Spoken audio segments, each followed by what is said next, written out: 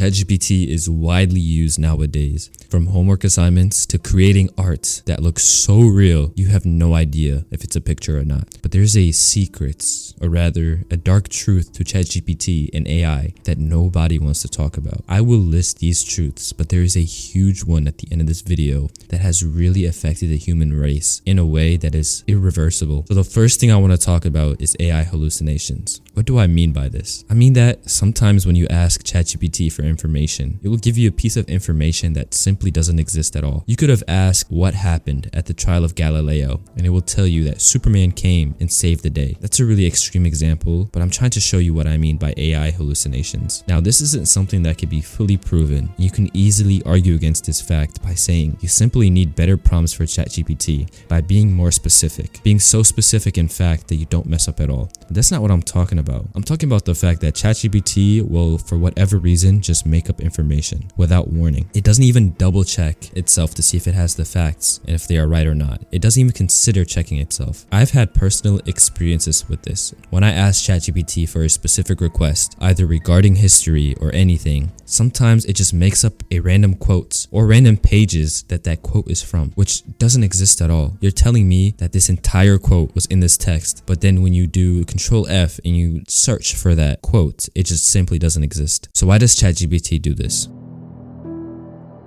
Well, ChatGPT's main function, in simple terms, is to generate responses based off of patterns from previous interactions it's had with people. ChatGPT is a chatbot, and it doesn't understand from what's right and what's wrong. It just gathers information from online that was made by other people and spits it back out. So in order to get accurate information out of ChatGPT, you have to have very, very specific prompts and make sure you hold its hand while you try to get an answer out of ChatGPT. But that's a really easy solution, which doesn't change the fact that you have to understand the type of people that are using ChatGPT. They don't know that this is a chatbot that has access to all information from all websites, whether or not it was fake or real, made by .edu.org, a factual website. You can easily say into chat, "Can you tell me about the Bolshevik Revolution?" And at first glance, the information it gives you might seem very correct. And most of the time, well, not even most, literally all the time, when you submit the assignment using the information that ChatGPT gave you, teachers will never know whether or not you actually went out of your way to individual websites to find the answer. Only teachers who really know what they're teaching in the subject will be able to read what you said and see if the information on there is correct or not. Legally, I am not saying this from personal experience at all whatsoever, but I know somebody who I will not name fed ChatGPT an entire PDF. It wasn't long, so it was enough to put into ChatGPT, and it asked ChatGPT to create an answer to a question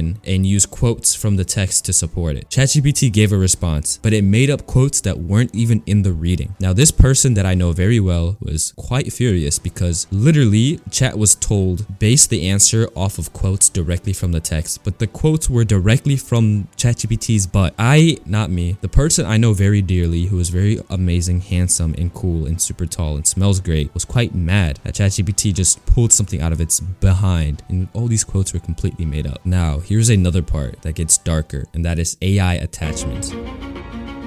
There are people out there who get emotionally attached to AI, and being emotionally attached to something isn't necessarily a bad thing unless it's AI. There are chatbots out there specifically designed to act like real people and even characters from your favorite show. Nowadays, you can just go ahead and talk to The Rock, Sabrina Carpenter, iShowSpeed, Nardwuar, but there's a platform out there that has all of these characters in one place, and I'm talking about Character AI. This website lets you chat to any character that you want, either by typing or even calling them with their voice that literally sounds like them.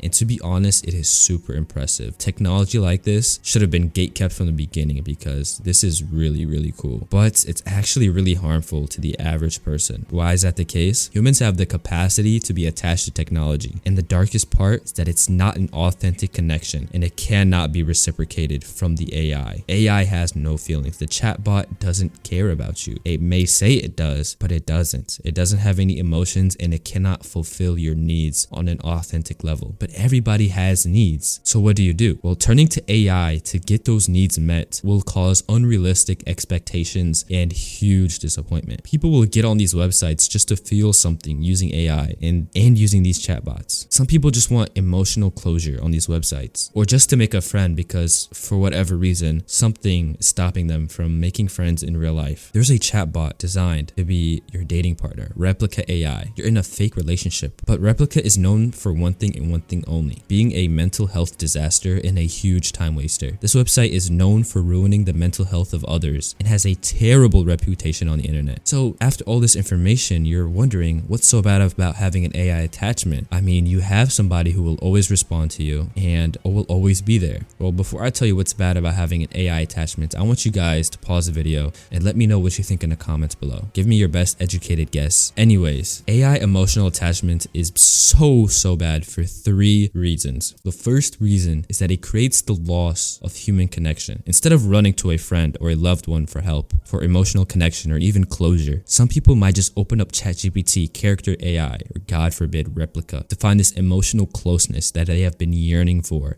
days, or years, or months, or weeks, or what do I mean by this? Companies can use their AI models to create an unstable emotion in the people using their chatbots to do one of 2 things. 1, to make the person keep coming back to their services and their website and the chatbot. They keep coming back because they want that closeness, that emotional connection. And 2, to make the company more money. This is really simple. Every company is after one thing and one thing only: money. We're all after money. But some of these companies have greed like you've never seen, and they are willing to sacrifice their own customers for monetary gain. Now, there's a huge reason why AI attachment is bad, and it's because it creates unrealistic expectations of relationships. AI can, or chatbots in general, can be conflict free, always responding, will always be there for you, won't leave you undelivered no matter what, unless your power goes out. But when it comes to real life relationships and it's time to build a connection with somebody, you're gonna have these unrealistic, crazy expectations. You want them to be this way.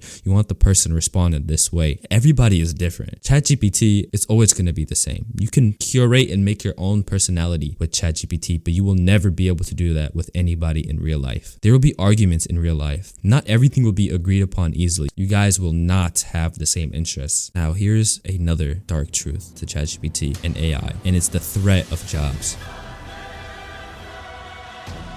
Nowadays, we know things are just way too expensive. There's no reason why you're going to the store and an avocado should cost $5, one simple avocado. There's no reason Qdoba, a bowl from Qdoba with double chicken, should cost $15 and not fill me up. On top of that, there's inflation with the housing crisis, which I am calling a crisis because everything is mad expensive. Jobs have not increased the wages. Netflix is increasing their prices year after year, but removing shows at the same time. It doesn't add up. You're even paying to use Netflix with ads still. What are you paying for at that point? Just use YouTube. But this is where AI steps in and somehow makes everything worse. Companies are trying, keyword trying, to put AI in positions that can be automated so companies can save money. Why are these companies trying to save money? You're already scamming us, Netflix, every other subscription-based company, and they're just getting rid of positions to save more money. Now, there's a whole thing for a while proving my point that AI is just not that guy, of Google's AI popping up. Every time when you search for something on Google, it'll pop up with a crazy answer, something that should have never been allowed to be passed by Google's CEO, whoever he may be. There's a statistic I found that's saying because of AI, there is a 21% reduction in demand for freelancing jobs that don't require constant human attention. The website also where I got this information from said that writing jobs were the most affected, which makes a lot of sense because somebody I know very dearly who is indeed handsome, strong, smells great, and is at least 7 feet tall has asked ChatGPT for assistance on essays. I'm not going to name that person, but I think we may know who that person is. The other jobs that were affected were software, app, and web development, but because of ChatGPT, the demand for these specific jobs are going to decrease, and so is the pay as well. But then let's talk about the other people, the other jobs, and I'm talking about, yes, the people who make your apps, who make the websites, coders. Coders don't even use ChatGPT. They are relying on ChatGPT to help with their code, feed them, and build a house. Now, I'm not saying every coder or anyone, I'm not saying they all use ChatGPT, but I've heard a lot of stories and seen a lot of people tell me that people who work in code get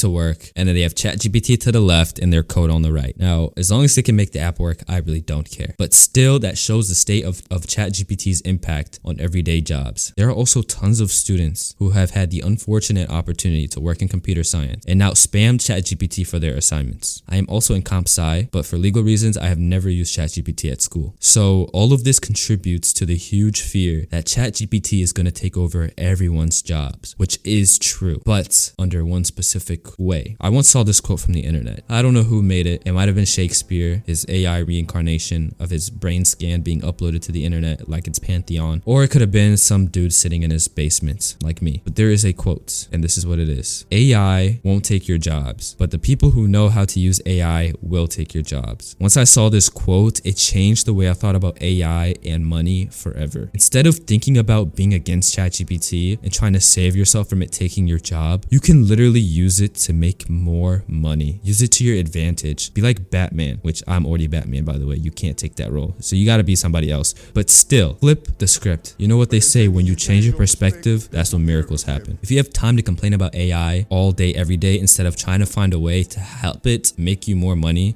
and find a way for it to help you do less work and make more money, then you're just being an idiot. Now, here's the final secret. I think it's the biggest problem we have with ChatGPT, but it also highlights some problems in the school system. And I just want to talk about the over-reliance of ChatGPT in schools.